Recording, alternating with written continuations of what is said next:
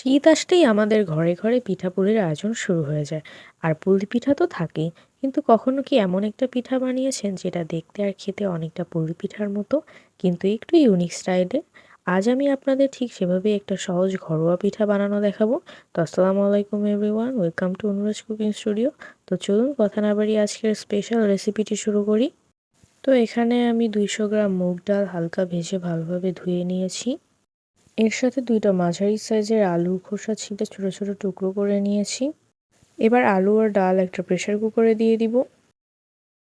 তারপর প্রেসার কুকারে 400 গ্রাম পানি দিয়ে দিব। এখানে 200 গ্রাম ডালের জন্য 400 গ্রাম পানি দিতে পারফেক্ট হবে। তারপর প্রেসার কুকারে ঢাকনা লাগিয়ে চুলায় বসিয়ে লো হিটে 2টো সিটি দিয়ে নিব। এবার চুলায় একটি প্যান বসিয়ে তাতে 300 গ্রাম নারকেল কোড়া দিয়ে দিব। তারপর 150 গ্রাম খেজুরের গুড় দিয়ে নারকেলের সাথে ভালোভাবে মেখে নিব। আর আপনারা যদি আমার চ্যানেলে নতুন হয়ে থাকেন তাহলে অবশ্যই চ্যানেলটিকে সাবস্ক্রাইব করে পাশে থাকা বেল আইকনটি ক্লিক করে দিবেন। এবার চুলায় জাল মিডিয়াম রেখে নাড়তে থাকবো। কিছুক্ষণ নাড়ার পর যখন নারকেল আর গুড় শুকিয়ে আসবে তখন হাফ চামচ এলাচ গুঁড়ো দিয়ে আবারও নেড়ে নিব। নাড়তে নাড়তে যখন এরকম হাতে দলা করা যাবে তখন চুলা বন্ধ করে নামিয়ে ঠান্ডা করে নিব। এবার প্রেসার কুকারের ঢাকনা খুলতে একটা বাটিতে ডাল আর আলু ঢেলে ঘুটে নিব। তারপর 200 গ্রাম খেজুরের গুড় দিয়ে সবকিছু ভালোভাবে ঘুটে মিহি করে নিব।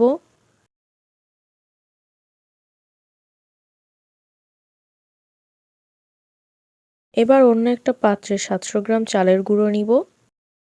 তার ভেতর 1 কাপ ময়দা, হাফ চামচ লবণ আর সামান্য এলাচ গুঁড়ো দিয়ে মিশিয়ে নিব।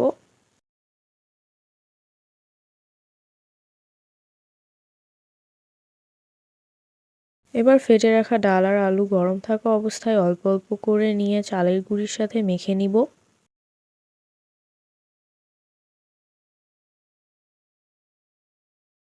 ভালোভাবে মাখা হয়ে গেলে অল্প পরিমাণে আটা হাতে নিয়ে একটা বলের মতো গোল করে নিব।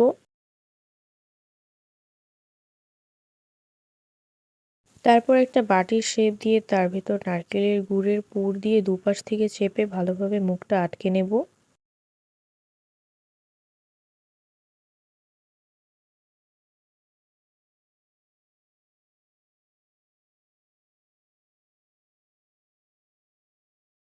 তারপর হাতের সাইড থেকে ভিডিওতে দেখানো অনুযায়ী আলতো করে ডোলে শেপ দিয়ে নিব। এই দেখুন, ঠিক এরকম হবে। এবার একটি কড়াইতে তেল গরম করে তার ভিতর অল্প কিছু পিঠা দিয়ে ভেজে নেব। এ সময় চুলার আঁচটা মিডিয়ামে রাখতে হবে। ভাজতে ভাজতে লাল হয়ে গেলে তেল ঝারিয়ে একটা প্লেটে উঠিয়ে নিব।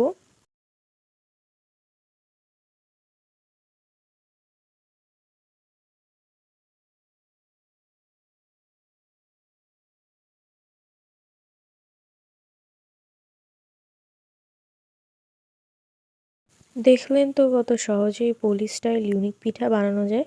শীতের বিকালে গরম গরম পরিবেশন করলে অনেক ভালো হবে। তো রেসিপিটি ভালো লাগলে অবশ্যই like, comment, share and subscribe করে পাশে থাকা বেল আইকনটি ক্লিক করে দিবেন। দেখা হবে আবার নতুন কোনো রেসিপিতে। সবাই ভালো থাকবেন, সুস্থ থাকবেন। আল্লাহ হাফেজ।